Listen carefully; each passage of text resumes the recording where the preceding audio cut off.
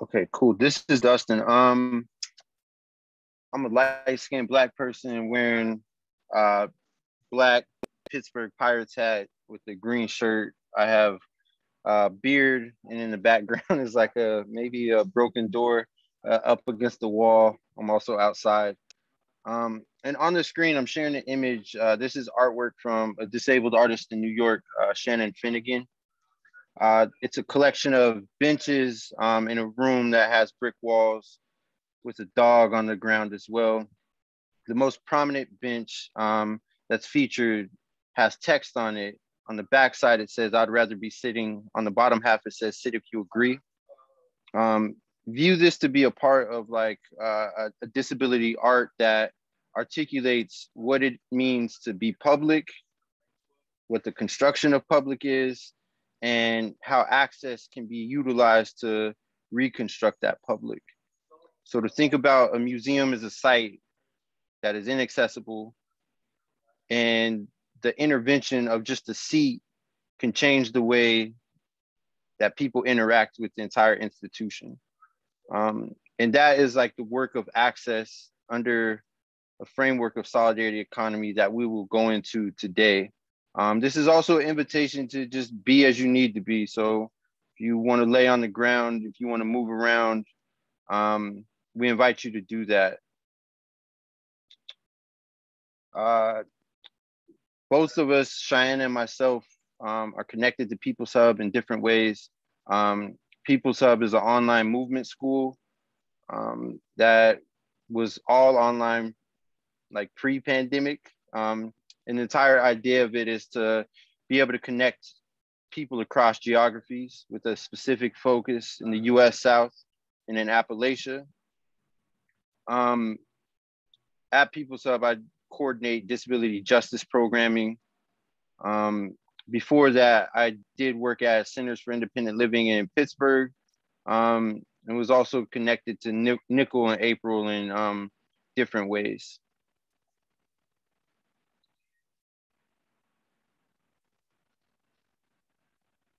And I'll invite Cheyenne to come on. Just making sure you were done. So hey everybody, I'm Cheyenne Elaine Weber. I use she and her. I'm based in Lenape-Hoking. That's Lenape territory from Brooklyn, New York City. I am a white, almost middle-aged woman, got a ponytail on the side, and I'm sitting in front of a white gauzy background. And I'm interested in being here in part because as a disabled person, I've been trying to figure out how to live under capitalism for a long time, starting in a rural area where I grew up in West Virginia. And solidarity economy has been a path for me to explore liberation with communities, disabled and not, who are all struggling to meet their needs. And with that, I'd like to move us on to acknowledge a little bit about our history and our present, just to set some context. So Turtle Island, which is the indigenous name for North America, has been home to Native peoples for thousands of years, and it still is. The settler colonial state was built on stolen Native land with the stolen labor and lives of indigenous Africans, natives, and other people of color. The foundations of oppression, including ableism, rest in notions of supremacy. They are all human priorities over all forms of life. The work we do is always within this context. There's no such thing as working outside this context. And that includes when we're looking at solidarity economy and disability justice. Everything we do must be responsive to these conditions. And I'll turn it back to you, Dustin.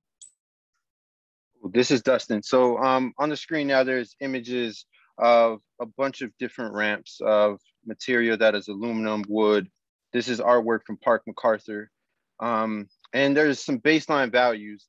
So these values are how we approach some of the disability justice work that we're engaged in. The first being the law is not a moral compass. So to understand that, as Cheyenne laid out, that as a part of a settler colonial project, the law exists within that. And that is not something that is ever going to provide liberation for any of us disabled people in particular. So we know that just because something is accessible under the ADA doesn't mean that it's actually accessible or we can actually engage with it. So what we want to do with disability justice is go beyond that. The next is proximity to disability doesn't equate to having disabilities.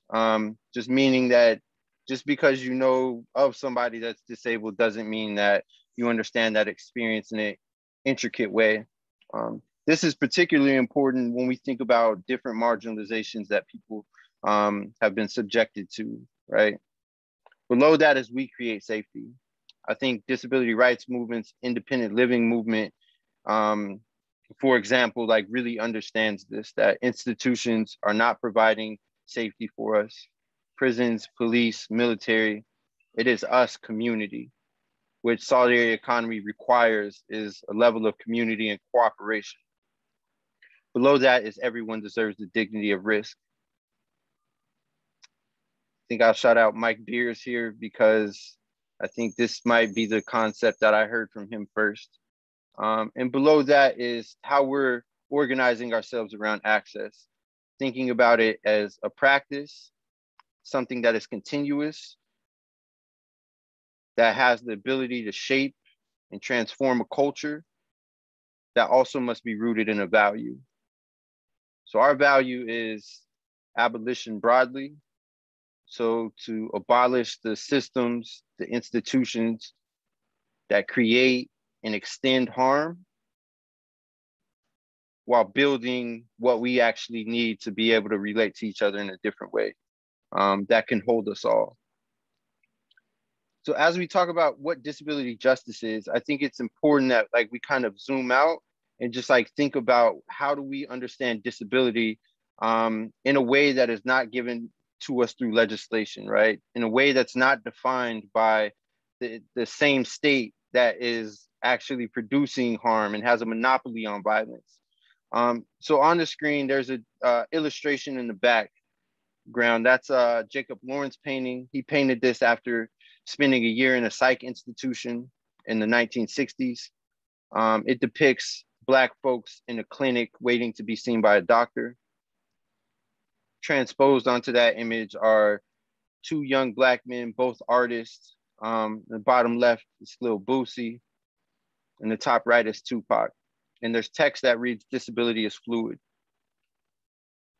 So thinking about how we respond to disability, whether it's like, you know, just like in a visceral way, in a social way, or if it's through accommodations, view it very stagnant under a framework of accessibility, right? It's like, this is the disabilities that I have, these are the barriers that exist, and this is the accommodation to meet that. That's also a very individual approach to it. And we know that it's not successful and it's not actually possible, right? To have like a fuller level of accessibility when we're operating as individuals. So to understand disability is fluid, something that we come in and out of, that at 8 a.m. when the weather is 40 degrees looks different at 3 p.m. when the weather might be 75 degrees. Or when you're in a manic episode and you're not in a manic episode, it looks different. So understanding that it's fluid in the sense that some of us come in and out of it, some of us acquire disability. Sometimes our disabilities are exacerbated by other conditions. And our response to that also must be fluid as well. So when I'm delineating between accessibility and access, I'm thinking about accessibility as something that is a one-time type of deal, where we have a checklist for this conference, maybe, that we have an interpreter, an interpreting team, we have captions, we have breaks, and all of those things that we need and we should have. But then there's all the shit that happens in between time. So the people are on the screen because they're folks that talk about disability in their art, but aren't necessarily viewed to be disabled themselves, even though they are, and they talk about disability in very complex ways. So thinking about Lil Boosie, who is a rapper from Baton Rouge, Louisiana, a place that we would call Cancer Alley because of military waste, because of corporation waste. He went to Angola, which is colloquially named after a colony in Africa. It started off as a slave trading site, then became a site for convict leasing, and was a plantation. And now it's a state penitentiary. It's situated in between 13 nuclear waste sites. It's a traditional institution. I think I might have learned this from maybe Tom Olin, thinking about institutions as a place that had a water tower. So it is that. It's a compound of many prisons. The food is toxic because it's harvested from the land. The water is toxic because it's also harvested from there.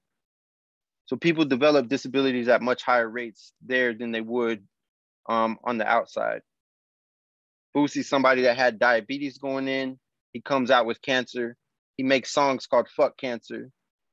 And it's still not viewed in mainstream disability spaces as something that is contending with disability, right? I would make an argument that, one, he's somebody that is labeled a felon. He's somebody that's Black. He has an appearance that doesn't align with what we would view to be disability or somebody that's disabled. Boosie is important, or I mean, it's just not about him, but that trajectory of how you come to disability is important because we think about what it looks like on reservations when there is limited access to water, clean water, limited access to electricity, limited access to food.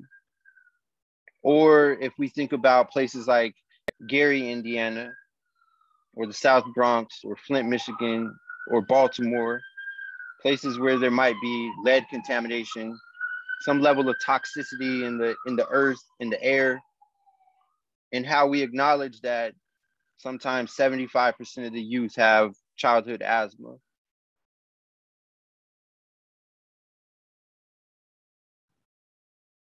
Or other conditions.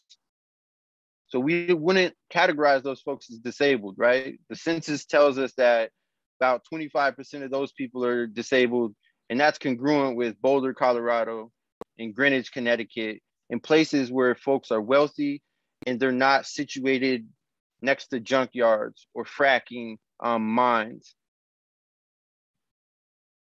Up top right, Tupac, he has a song called Changes, where he says, I wake up in the morning and I ask myself, is life worth living? Should I blast myself?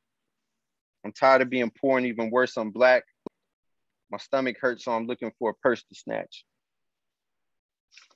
So I view this as a nuanced understanding that his suicidal ideation is exacerbated by anti-Black racism, by poverty, which is produced by capitalism. And his actions are a response to that. So in thinking about the formation of disability, one of the things that I should just mention is that I think it's like really important to understand how it's shaped by our surroundings, by other systems. So in Boosie's case, it's definitely shaped by the policing and the incarceration of people. It's also shaped by the extension of the military and corporations and how they're able to exploit people and land in the US Black South.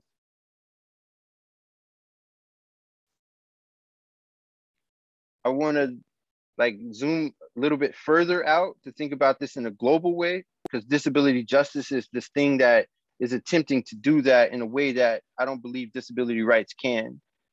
It's to understand that imperialism and colonialism absolutely shape how ableism is practiced. So in order to get free here, people across the borders also have to be able to get free. So in a place like Palestine that has been under occupation since the 40s, where through reports of the UN, disabled people, children have been targeted by Israel, they experience trauma and violence at exponentially high rates. But the statistics on who is disabled is like less than 10%. So how they're understanding disability is completely different than how we do so in the Western world. In the Western world, and in the US, we have places like Compton where 85% of the kids have complex post-traumatic stress disorder.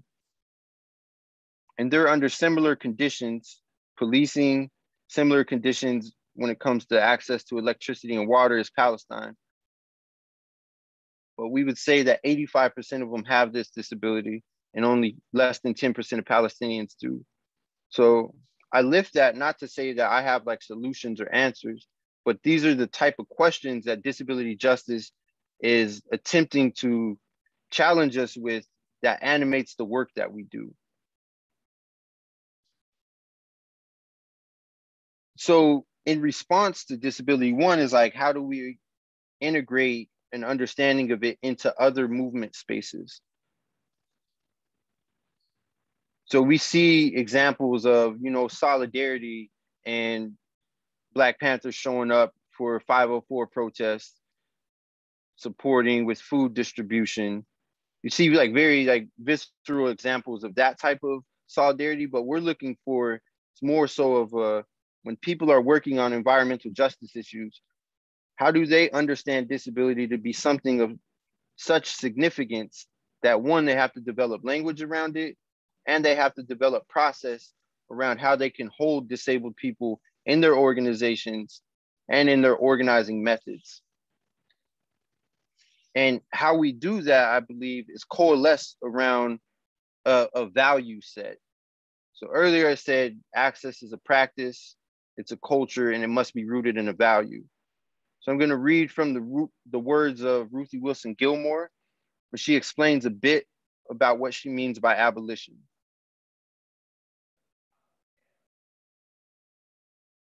Which is the purpose of abolition is to expose and defeat all of the relationships and policies that make the United States the world's top cop, warmonger, and jailer. Abolition is a movement to end systemic violence, including the interpersonal vulnerabilities and displacements that keep the system going. In other words, the goal is to change how we interact with each other and the planet by putting people before profits, welfare before warfare, and life over death. And I'm sharing that quote on the screen now, along with an image of a tree above ground, and you can see the roots below ground.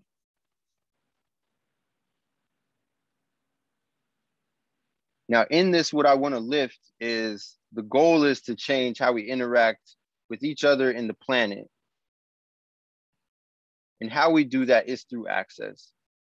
So again, I'll reiterate, not thinking about accessibility as an end goal, a destination in which we arrive at, but thinking about it as a tool for something larger. And I guess like I'll just personally say as a challenge in coming up in independent living and disability rights movements myself, I think limitation has been a lack of a vision of what we're doing beyond attempting to get access into spaces, right? So I would say that disability rights and civil rights legislation is asking us or attempting to get access into spaces, even though they might be harmful to others or harmful to us.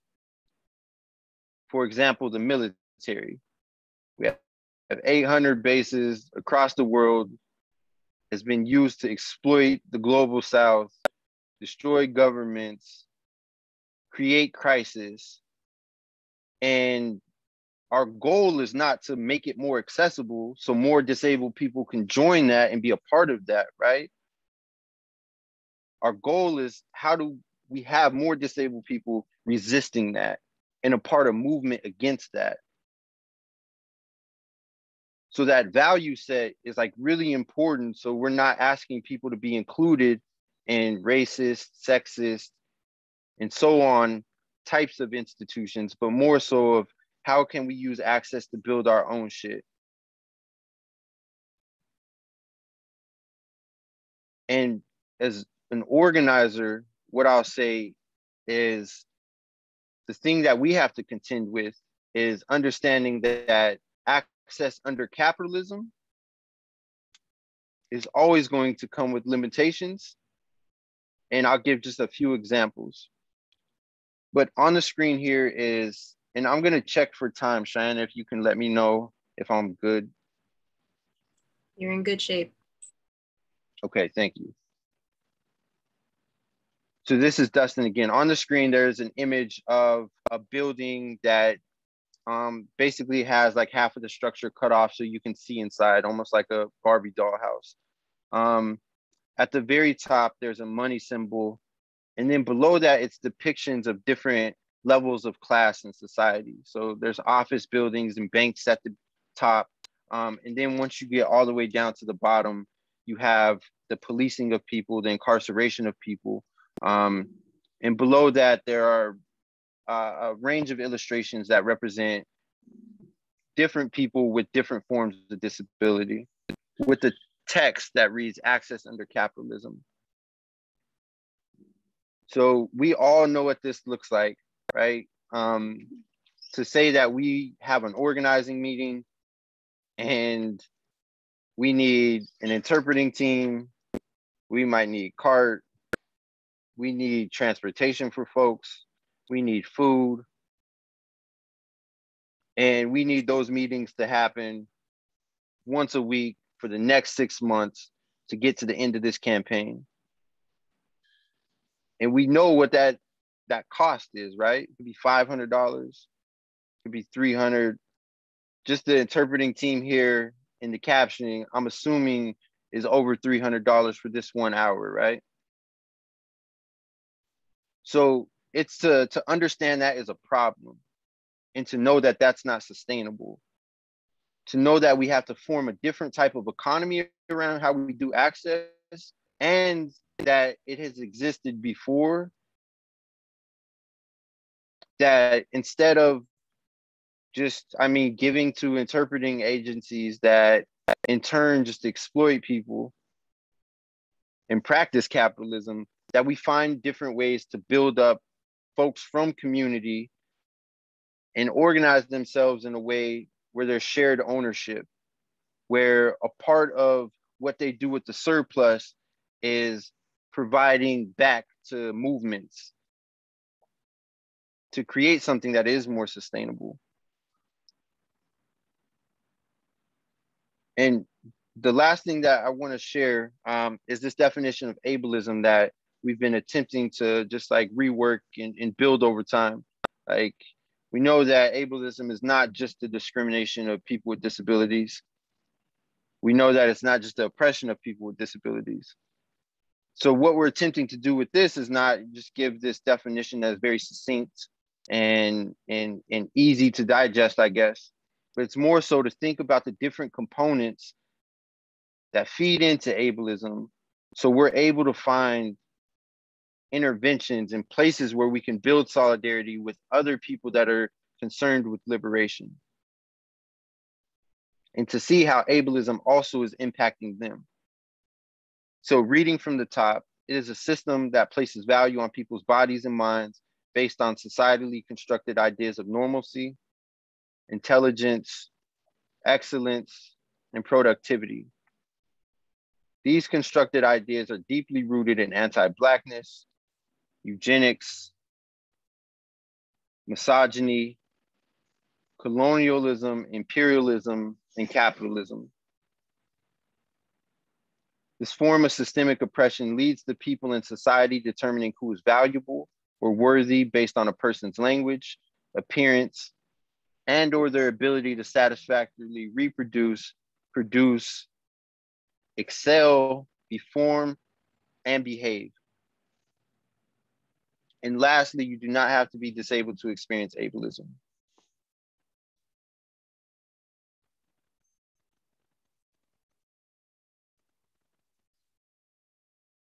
So we find this as an important tool for us to be able to organize outside of disability specific spaces, because one, we know that there's disabled people that exist in other spaces and they're not counted, or they don't understand themselves as disabled. And the goal is not to get people to label themselves as such or self-identify. The goal is to understand a disabled population as a political class, that there's a function and there's a reason in which identities have been politicized in this way. And we find this useful to think about, instead of pushing for Medicare for all, to get push movements to push for Medicaid for all, right? Push movements to a point to where they're not deciding who lives and dies based off of a ceiling on what type of care we get. I don't view that as something that we can only do in disability specific spaces. So a part of disability justice in the work is coalescing around some of these value sets, whether it be abolition, whether it be understanding that we want free housing, free accessible housing for all, that we want the end of policing, that we want to build cooperatively owned structures where people have the ability to be self-determining. To coalesce around those things, and then folks can understand how ableism is also impacting them through the practice of doing these. So I'm going to pause now. At the end of our session, we'll have space for Q&A. I'd welcome folks to just drop questions in that as we're both presenting. And then I'll ask Cheyenne to come up and kind of give us like a 101 of what solidarity economy is in 20 minutes.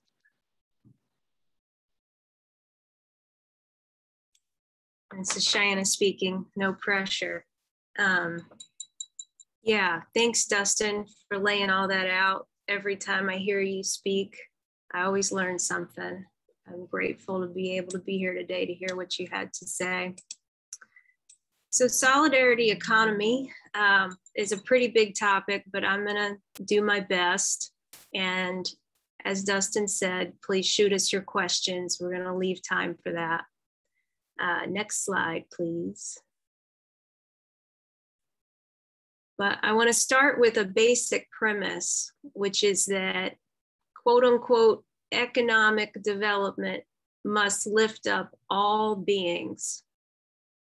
All beings. So that's not just humans, you know, that's also the land that we're on and all of our non-human relatives.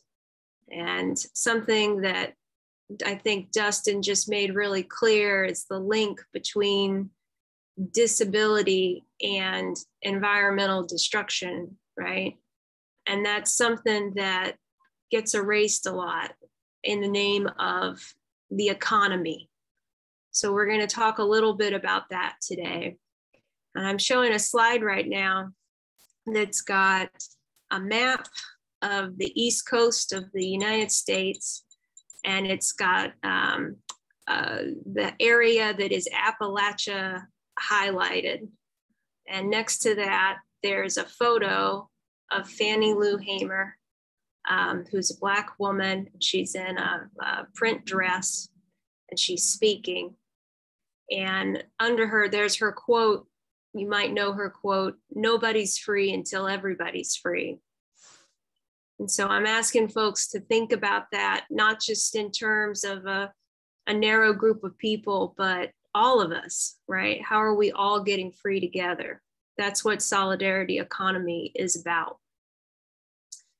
So we want to start with this idea of economy. You might hear the term economy and think about maybe the GDP or jobs growth or maybe interest rates or things that seem scientific and far away. But that's a really flawed and narrow version of the concept of economy. And I just want to be really clear that solidarity economy is not about just replacing that idea with some alternative. You can't swap them out. They're not interchangeable. It's really about breaking with this idea that there's a single economy that we're all somehow stuck inside and subject to entirely, because that's just not true. So we're looking at a slide here of an iceberg, and the top part of the iceberg is visible and the bottom of it is invisible and blocked out. And you can kind of see some text there, but not much. And this is a way to talk about and think about what is our idea about economy, what's visible. And it says at the top, wage labor, produced for a market in a capitalist firm, right? So corporations or work that you're doing to earn a wage, that's visible. But underneath that, there's all this other stuff. Dustin goes to the next slide. Beneath the iceberg is revealed, right? So there's all this labor that happens maybe in schools, right? Between students or on the street, in neighborhoods, within families, in churches or temples, between retired people or friends. People give gifts. They barter with each other. Folks take care of children, right? And aren't necessarily paid to do that. There's stuff that's on the illegal market, right? People do economic activity that's illegal. There's stuff that was never meant to be given to the market. There's producer cooperatives, which we're going to talk a little bit later about, under the table work, all these other ways of participating in economic activity, right? Ways of getting needs met that are just invisible. And you have to start thinking about these other ways, because solidarity economy isn't just about those wages, right? It's not just about the top part of that iceberg, it's about the whole thing. So solidarity economy is a framework for organizing ourselves to meet human and non-human needs through what are often called economic activities. And that could include the production and exchange of goods and services, right? It could be buying stuff, but it might not be. But it's along the values of social and racial justice, ecological sustainability, cooperation, mutualism, and democracy. That democracy part's really important. This is the difference between, say, a company that is making some kind of green product, maybe a green detergent or something, versus a solidarity economy organization that's making maybe the same kind of detergent, but is owned by its workers or is owned by the community that's producing it, right? That's the difference. It's not a top-down situation like what we're in right now. Move to the next slide, please. So I want to give some examples about this, in particular from disabled communities. So one is there's a Japanese time bank called Furekipu, and there's an image on the slide right now of various Japanese folks who are exchanging labor with each other. So in one picture, there's two people having tea. In another, there's somebody bringing a younger person to meet with an older person.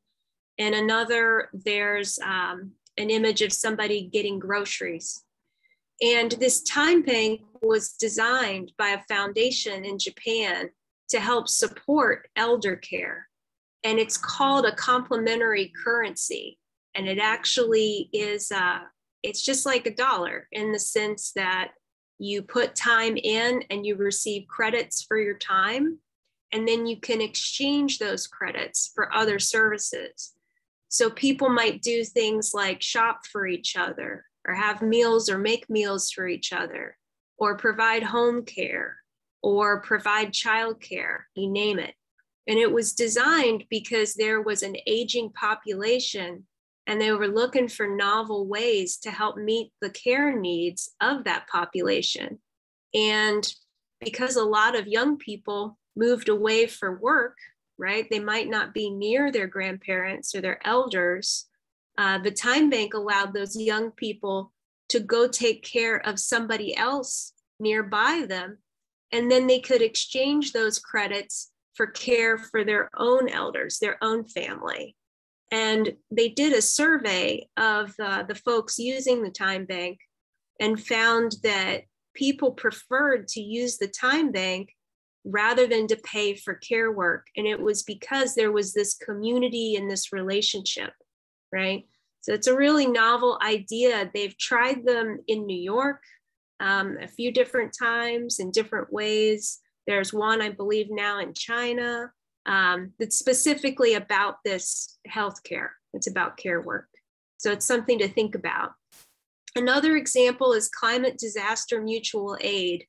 And as we all know, climate change is upon us and it's really creating chaos, and disabled people are often harmed first, and often also because disabled people are in environmentally sensitive areas, right, disproportionately.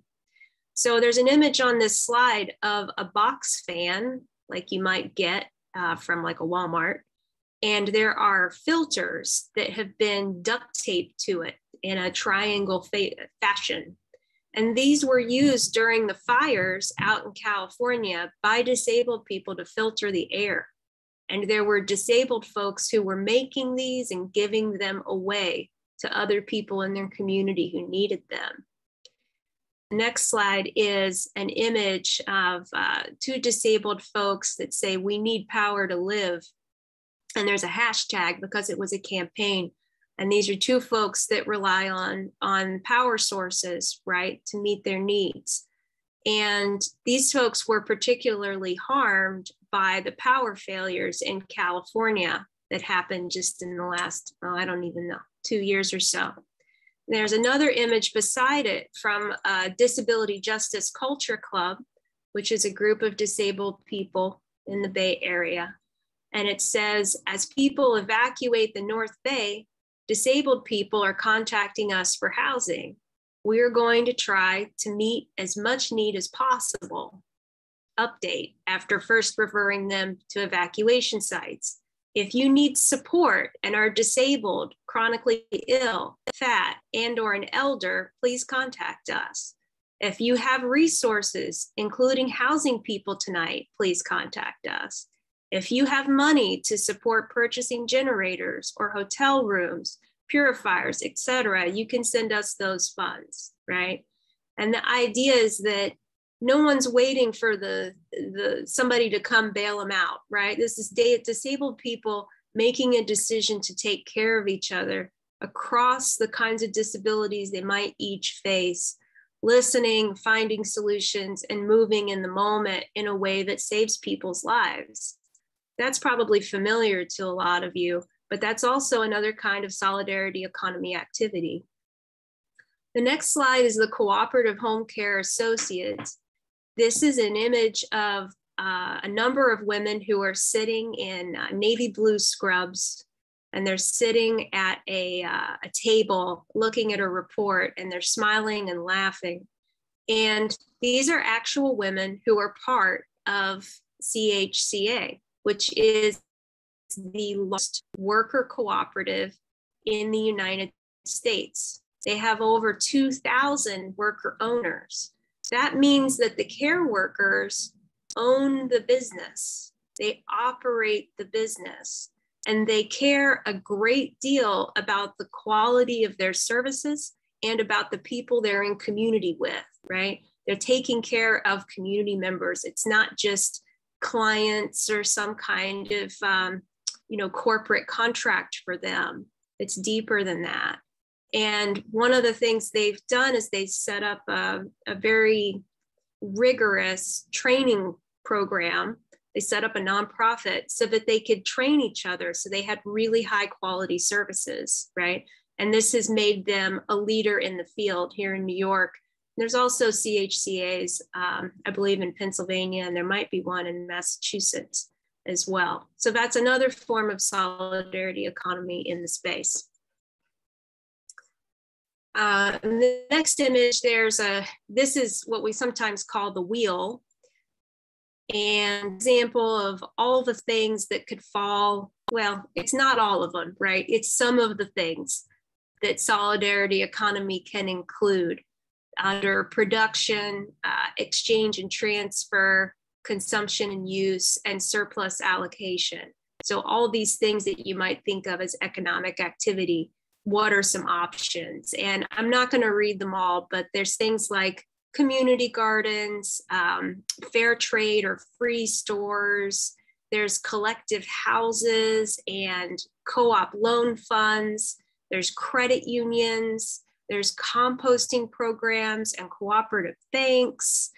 People have rotating savings and credit associations, all sorts of ways for folks to use these values that I've been talking about, right? Mutualism and democracy, social and racial justice, cooperation, ecological sustainability, all ways to use those values to meet needs.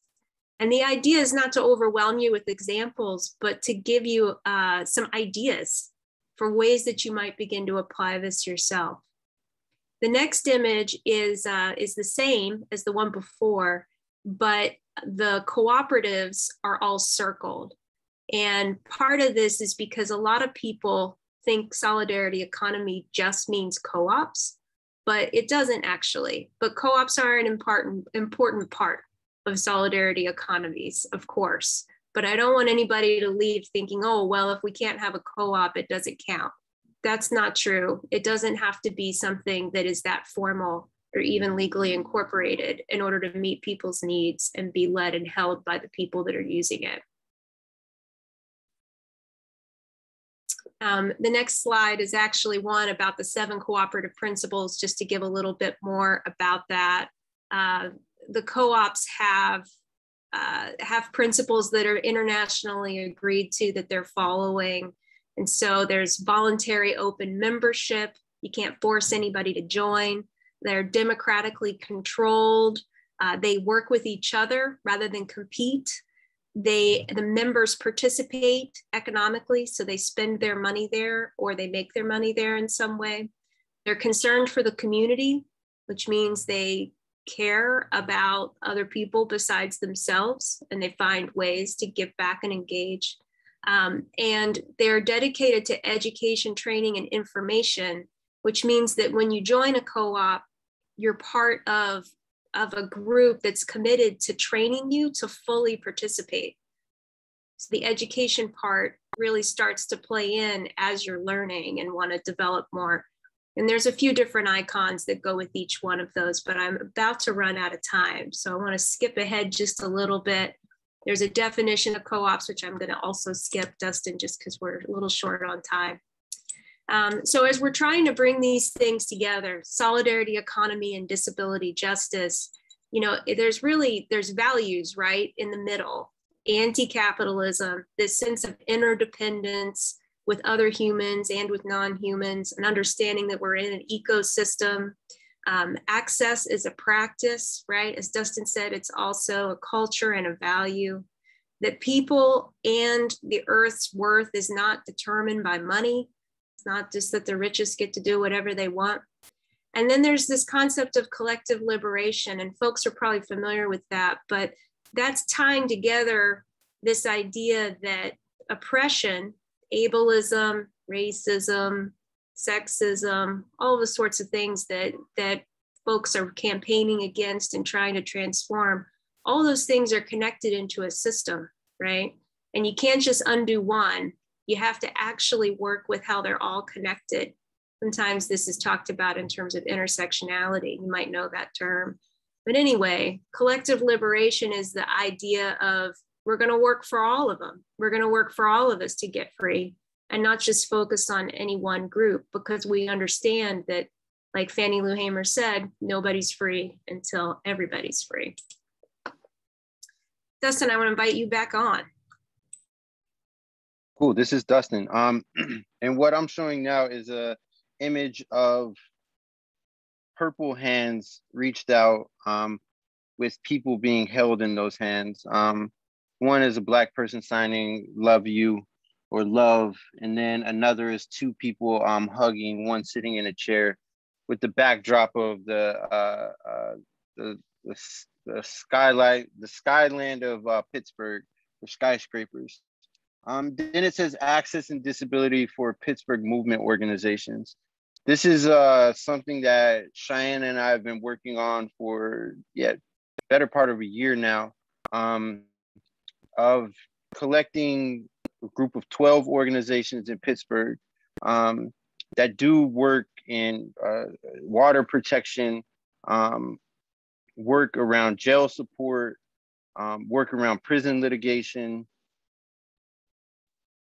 work around trans justice, justice for trans folks, racial justice, a variety of different issue areas. We chose Pittsburgh, one, because there's connections there, but then we also chose it because it's a place that, because of industry that has existed there, because of its connection to coal mines, because its connection to steel mills, a disability exists at super high rates. And it has been generational at this point. We have like tycoons like Andrew Carnegie that dump fluoride into the water. So the water is also a source of that can provide difficult health conditions for folks. So there's all of that. And then also knowing that we don't have, this is my perspective, a real movement around disability and justice for disabled people, or liberation. And we want to be a part of building that. And one way in which we're trying to approach it is going to folks that sometimes are disabled themselves, and then absolutely do work that impacts disabled people. And they are people that mobilize. They are the folks that are organizing. And we want disabled people to be able to participate in that type of movement. So instead of traditionally going to the disability rights organizations that have long been racist, been ableist, been sexist, been all of the things, and asking them to care about racial justice or asking them to care about migrant justice, it is going to folks that are concerned with justice for everyone and building a politic around disability, integrating it into their work, and then be in thought and practice around what does this now look like to create solidarity economies specifically for disability. So that's the goal of the cohort. It's a very large goal, but I think we need very large solutions for the shit that we're dealing with right now, because it'll only get worse. And our hope is that we can do this in not just Pittsburgh and other places that are similar to the city. So I'm going to pause now because I know we're almost out on time and we should probably take some questions. So Cheyenne, I can read the first question from the chat, and then either of us can respond. But I would love some more examples or ideas of strategies to use the current systems we are in. I am specifically thinking about data systems and structures measurement, disability definitions and data sets to subvert, challenge, highlight, educate about injustices that exist across spaces. Or I guess, is it possible to work with existing unjust systems, dismantle those systems, or do we need to focus on the creation of outside systems?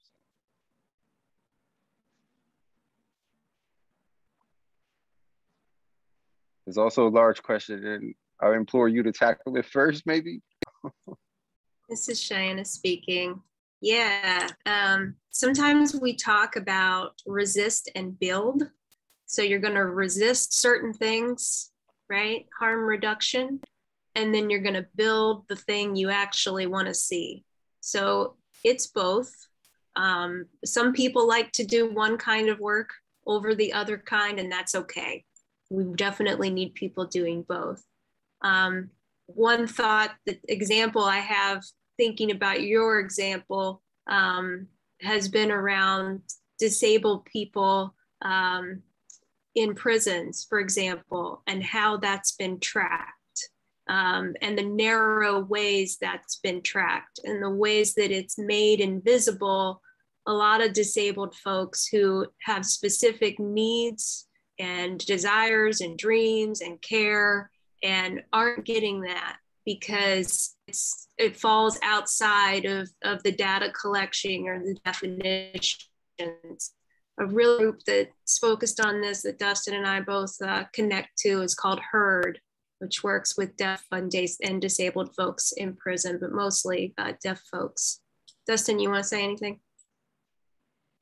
Yeah, I would say that this is like a area where we can see how solidarity economy already exists, and with the extension of an attempt at disability justice, like we can really create solidarity. And the example I'll give is like the work that centers do to get people out of nursing facilities. When we were doing that work in Pittsburgh, the nursing home transitioning program, we had money for it at one point, and then the money went away. And our desire to still get people out of nursing homes didn't go away. So we had to become very resourceful. We had to be in community with folks to get couches, to get housing, to build accommodations into homes and assistive technology, lending libraries, like all of these things that SILs already do, because most of it is based off of lived experience and understanding like what works for us as individuals. So those are examples of the solidarity economy. The disability justice piece that I would add to that is when we expanded that type of work into prisons, it was the same shit. Different felony class. So there's like a criminal barrier there that people had to deal with coming out of prisons, but the same couches, the same assistive tech, the same contractors that built in accessibility, all of that was the same. So those networks were there. What was missing was the political education piece to understand disabled people as folks that are tracked into the prison system at higher rates than any other group that we have documented. That the prison system itself serves a function in society, and a part of that function is perpetuating ableism. So with that political education piece, and I think Cheyenne's principles for the cooperatives had that education as a part of that, we're able to build coalition around people that do nursing home transitioning and people that do prison abolition work, and hopefully like build those type of coalitions that can then support a larger network. We can get more of us free.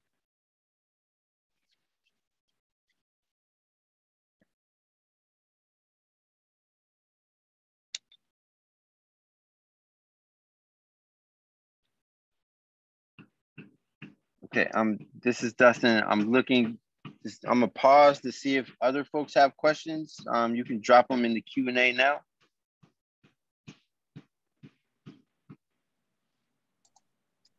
I just wanted to bring everybody's notice. I know that Lily had dropped in to the chat some data resources on disability and correctional institutions. I'm not sure how that plays into the role of what you were just discussing and the broad range and the barriers that are there within that research, but that's one reference or resource that was there. And then just to capture too that the BeHeardDC.org is also linked in there. And both of those resources I can add to the website as well. So you can go back there and find those resources. But a lot of great information. I don't see any, and remember, feel free to drop your questions here. If you don't feel like they have time to answer it, that's fine. I can send it to them afterwards as well. And we can drop those answers there later if they're willing to. But while we're wrapping up, I do want to just make sure when this closes out, if you'll fill out that evaluation for us, the great feedback we get from this will, just let us bring in more presentations along these lines and maybe even do more throughout the year on this, or create need and conversation for how we can get some more data and resources provided for all of this type of work. This has been really great. Hey, Sierra, this is Dustin. I think that since we're wrapping up, we just want to share just one more thing, and Cheyenne has a response to a question that's in the Q&A. Yeah, go ahead. Yeah, Lily asked about resources for conflict management and resolution that have to do with solidarity, economy, and disability justice. And we actually did create a list of some links that we'll send out, but solidarityeconomyprinciples.org actually has a section on accountability and relationships and conflict that links to some resources that might be helpful. And then Mia Mingus, disabled person who's out in California, has some great work on this, and so does Miriam Kaba. And I can also put those in the chat. Thanks. Okay, cool. This is Dustin. So what's on the screen now is just a general, how can I learn more? And as Cheyenne mentioned, we'll send out the resources to put up on the website. But one is join an existing Solidarity Economy group and learn through practice. Another is apply those Solidarity Economy principles plus practices in your life and your work. And the last is to educate yourself and others, classes, books, webinars, mini projects from study groups. And again, with one more example of kind of what that looks like in action, there is an image of illustration of like 12 different people that are in a Zoom screen. It says community care clinics for disabled and chronically ill movement folks, with the dates and times that are ongoing in the registration link, which we can put in the chat. But at the beginning of the pandemic, we recognized that disabled people were going to be at the brunt of what was going to happen. So we wanted to form peer support group in order to have strategy and share skills. What it's become is a group that meets twice a month, only for disabled folks that are part of movement work, to share strategy and build together. And from that, a community has been built that now has like a mutual aid element of supporting each other. So this is just one example of the many that we've already, I guess, gone through. But I'm gonna stop now. And yeah, thank everyone for sticking around. I put my email in the Q&A if folks wanna reach out and have any questions about some of the resources that'll go out. Thanks, everybody. This is Cheyenne speaking. Appreciate the chance to be here. Awesome. Thank you both. I encourage you to check out that the conference website with their resources on there, and then make sure you fill out an evaluation, and we hope that you all join us in 15 minutes for the closing ceremonies. But thank you again to Dustin and Cheyenne, and then to the interpreters, Cartwriter and Whitney. Y'all have a great afternoon. See you in a bit.